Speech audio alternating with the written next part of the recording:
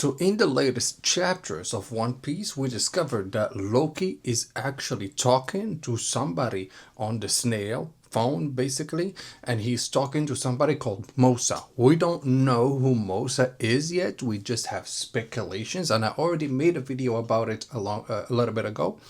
And this is kind of an update to my previous video because now things have changed a little bit. So the possibilities of Mosa being even somebody else is here, and we're gonna be talking about it. So don't forget to like this video and subscribe to the channel, and comment down below which character do you think is gonna be Mosa by the end of the story. So in the beginning, I'm gonna talk about a little bit about Loki. Loki is one of the princes of Elbaf, and he is very, very powerful. Basically, lately we just saw Loki being freed and everything, and we already saw how powerful he is with Ragnar in his hands and with all of his transformation and everything. Like, he's powerful, powerful. And before getting unleashed and everything, he was on the phone at some point in the timeline, and he was talking to somebody called Mosa. That Mosa, we don't know who she is or he is, we don't know yet, but Mosa, I think, is probably going to be a female. So from that perspective, we already said that Mosa could have been one of the kids. Mosa could have been maybe his mother.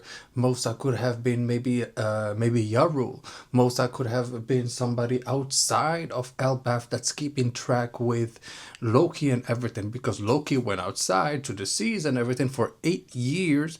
Then he went against Shanks for some reason, and the outcome of that fight is that Loki literally got brought back to Elbaf and got chained basically by his people. So we got Loki and Mosa. And so how did even Loki get to the snail basically? Because the snail looks a little bit weird and it has a beard basically. And from that perspective, people were like, oh, so it's gonna be a man. It's gonna be a man with a beard or something. But no, maybe somebody got him the snail so that he keeps on contact with somebody he actually liked. Or maybe it's a snail that he stole from somewhere in the castle or something. But then, talking about King Harold, I wanted to go back to a little bit of the story that happened before, when King Harold was still one of the Knights of God and all of that, and he went down all the way to the Fishman Island, and where he saw Neptune. And apparently he knows Neptune, and he knew Neptune since he was a baby, I think, or something. And he was talking to Neptune when he was down there. They were talking basically about their descendants, about their kids and everything, and about how Loki was crazy and he was doing some crazy shit all around Elbaf, and how at the same time Neptune was telling King Harold about how King Harold used to be back in the day, about how he was used to go crazy and destroy everything on his path and everything. So literally, Loki and King Harold, you can clearly see that they are clearly father and son, because even in their behaviors, they had the same thing going on for them. And from that perspective, King Neptune actually tells King Harold that, oh yeah, I'm gonna be having a daughter and everything, so if you want, we can marry my daughter to your son, and they can, and we can share families and everything. But from that perspective, King Harold was laughing, and he was like, I don't want your Mosa or whatever. So basically, from what I understood, Mosa is Mosa is a word that's reflecting somebody that's hairy, because King Neptune is very hairy. So from that perspective, he was thinking that his daughter is going to be very hairy. So that's why he called her Mosa already. So that's literally one big clue that we have, and that's the biggest clue for this video as well. And from that perspective, if you can guess that actually Shirahoshi is Mosa, that's a theory right there. And the theory goes, just like we heard some of the sea creatures talk about, oh, it's been a while, but now it looks like in like 16 years or so, the two kings are going to meet or something like that. And from that perspective, people online are already saying, what if actually the two kings are not Joy Boy and Poseidon, meaning Luffy and Shirahoshi, but it's actually Poseidon and somebody else, meaning Poseidon, Shirahoshi, and somebody else, maybe Loki. and Loki might be one of the kings as well, meaning he might be a weapon, he might be an ancient weapon, or he might govern an ancient weapon or something.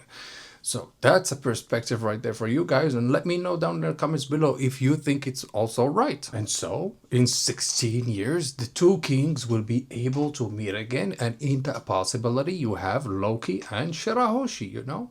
And in the past of Loki, we already know that from the get-go, from the beginning, from the moment he got born, he was thrown and he was by himself in the kingdom of the dead, and he had to basically survive and not get out of Elbaf and everything. So basically he felt like a prisoner in a way.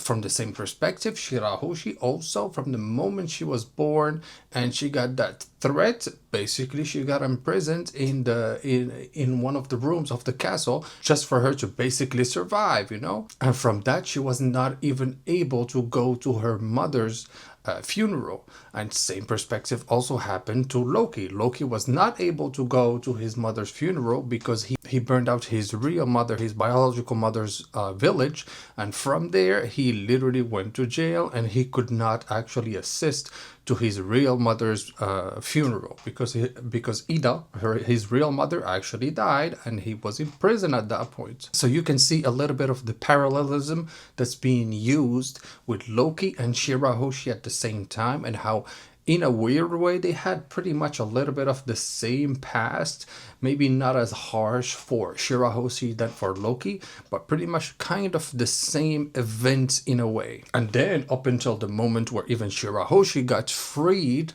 by Luffy, to the point where even Loki got freed per se by Luffy when he showed up, because that's when he showed up that he got freed. So per se, that's what it is, you know. So the possibilities of Shirahoshi actually being Mosa and being one of the kings, and Loki being the second king, I'm telling you, it's pretty much up there, like 80% maybe right. So you guys let me know down in the comments below, because this theory is maybe going to get proven right. And still in the list of all the possibilities of who can be Mosa, still we have maybe Yarrow. Maybe Yarrow was the one who actually gave him the snail in the beginning, or maybe it's one of the kids, or maybe it's somebody else we still don't know yet, that we have no clue about, or maybe it's another giant on Elbaf. But from all the clues that we already have on who Mosa might be, literally all that tells me it is probably Shirahoshi. And when are we actually going to discover who Mosa is? I am guessing it's gonna happen pretty soon, like probably right after the fight on Elbaf is done, and Loki is gonna get a call from Mosa / aka Shirahoshi, because that's how he calls her, and it's going to be in the same timeline right after all of the events that happened on Marie-Joie, when Shirahoshi was on Marie-Joie and everything, and they went down, and now she can actually talk. Well, that's when she's gonna make the call and everything. And maybe, hopefully, Luffy is going to be right there next to Loki when that phone call is gonna be up, and Luffy is gonna hear her, and he's gonna be like, "Oh yeah, it's you, Shirahoshi, hey, you crazy bastard." But on that note, guys, let me know if you also think that Shirahoshi is Mosa. Let me know down in the comments below, and don't forget to like this video, subscribe to the channel, and I'll see you in the next one. Peace.